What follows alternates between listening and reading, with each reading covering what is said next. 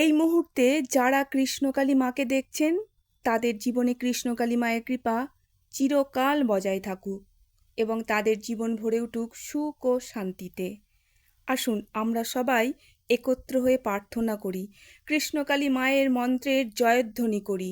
জয় কৃষ্ণ কালী মায়ের জয়, জয় সোনা মায়ের জয়, জয় মঙ্গলা মায়ের জয়। কারণ আমাদের মায়ের প্রতি এই ভক্তি আমাদের জীবনযাত্রাকে অলৌকিক করে তুলবে। জীবনে চলার পথে আমরা হোঁচট খেতেই থাকি, আর তখনই প্রশ্ন আসে ভগবানের প্রতি। কারণ সুখ যখন থাকে তখন ঈশ্বর কখনোই স্মরণে আসে না। দুঃখেতেই বলি, হে ঈশ্বর, তুমি কি আদেও আছো? হ্যাঁ, অবশ্যই উনি আছেন। কৃষ্ণকালী মা আছেন। যখন আমরা হৃদয় থেকে মায়ের নাম নিই তখনই সেই মুহূর্তেই আমাদের ভিতরের অন্ধকার দূর হতে শুরু করে। কৃষ্ণকালী এটি একটি শুধু শব্দ নয়, এটি একটি অলৌকিক শক্তি এবং আশীর্বাদ। স্বয়ং ভগবানই তো কালী রূপ ধারণ করেছিলেন।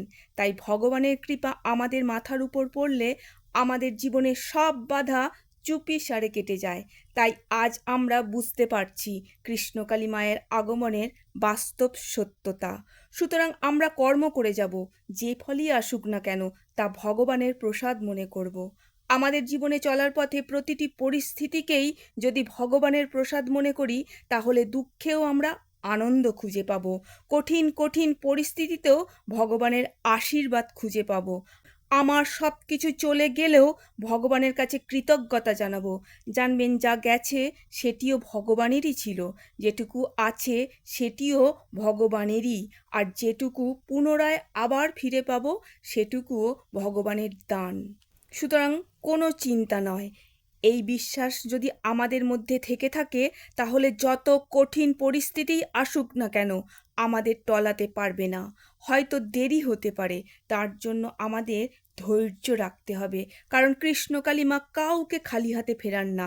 আমরা যদি সত্যি হৃদয় থেকে ডাকি, অপেক্ষা করি, তাহলে আমাদের ঝুলি এমনভাবে মা ভরিয়ে দেন আমরা নিজেরাই অবাক হয়ে পড়ি। জানবেন, যারা মায়ের প্রতি একনিষ্ঠভাবে ভক্তি করেন তাদের প্রতি মায়ের কৃপা থাকে। সুতরাং জীবনে যতই দুঃখ আসুক না কেন ভয় আমরা পাবো না। জয় কৃষ্ণ কালী মায়ের জয়, জয় সোনা মায়ের জয়, জয় মঙ্গলা মায়ের জয়। সবাই ভালো থাকুন, সুস্থ থাকুন, আনন্দে থাকুন। সব সময় কৃষ্ণকালী মায়ের নাম জপ করুন, দুঃখ ছুঁতেও পারবে না।